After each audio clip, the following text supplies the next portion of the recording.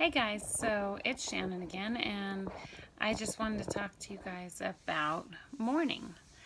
Um, we're all going to lose people in this world that we love dearly, and everybody deals with it in their own certain way, and we can deal with it by either mourning or celebrating the memories that we do have of them and remembering them and talking about them and sharing them with all of the ones that are still here with us. So today would be my brother's 37th birthday. And my mother had 3 children. And I was the only girl and I was the youngest. And my middle brother is the one that passed away. He was in the Air Force and he was only 20 years old and he had just gotten back from Iraq. And the rest is kind of history. But it took my mom a lot of years. He's been gone for 15 years. And she's barely just now starting to get ready to talk about it and face it and deal with it. And she ran from it for a really long time. While myself, I chose to do it differently. I put up pictures of my brother and I remind myself and I talk about him and I talk to my kids about him. And that was the biggest and hardest thing for me, is because my kids never got to know my brother. I found out that I was pregnant with my first child, my only son, 2 weeks after my brother had passed away. And for me, I always kind of felt like that was a gift because I always wanted kids and I wasn't supposed to be able to get pregnant. And then my brother passed away, and they always say that God doesn't close the door without opening another one.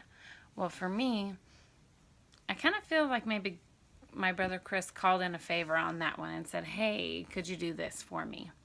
Whether it's true or not, nobody will ever really know until we go to heaven. But myself, I choose to believe in that.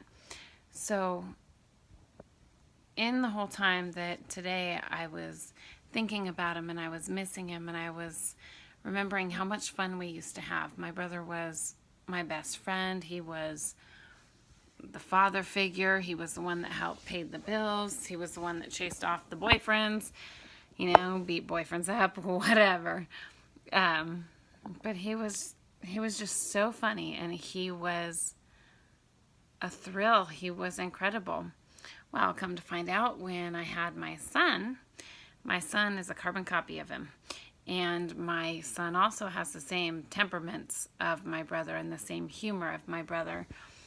And so I've made it a point throughout the past 15 years to talk to all of my kids about their past loved ones and tell them of the good memories. That way, when they look at the pictures or they hear the stories, they can actually know what he was kind of like. And I just wanted to encourage everybody to do that instead of mourning and missing them in a negative way and then trying to cover it up or forget about them or any of the ways that we all have to do. Don't get me wrong, I still cry. I cry constantly about my brother, but the majority of the time I focus on just thanking God so much that I was able to spend the time with him that I did, and trying to remember all those memories. And when I lay my head down at night, I tend to sometimes think of funny things we used to do or little places we would go,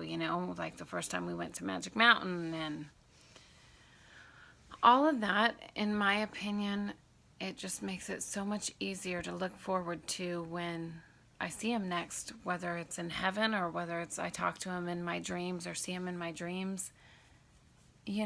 I'm never forgetting about him, and I'm not harboring as much hurt because although he's gone, he very much so lives inside of me 24/7, and he lives inside of my kids. And my kids, even though they don't know him personally and physically, they never met him, my kids know a lot about him. So if you guys are missing somebody or somebody's passed on or somebody's ill, take that time to just log in all those memories and Don't put them away on a shelf. Don't hide from them. Don't run from them. Remember them. And you'll find that over the years, that person and their spirit and their will and all the memories will exist within you and within your heart and mind and soul. So I hope everybody gets a chance to do that. And Chris, I love you and I miss you, and I can't wait to hear you play guitar again. He was one of the best guitar players in the world. He could play Slash solos, he could play Hendrix, he could play Clapton, he could play Metallica. It didn't matter. He played anything and everything, and he was incredible. And he would just sit there and laugh when he did it.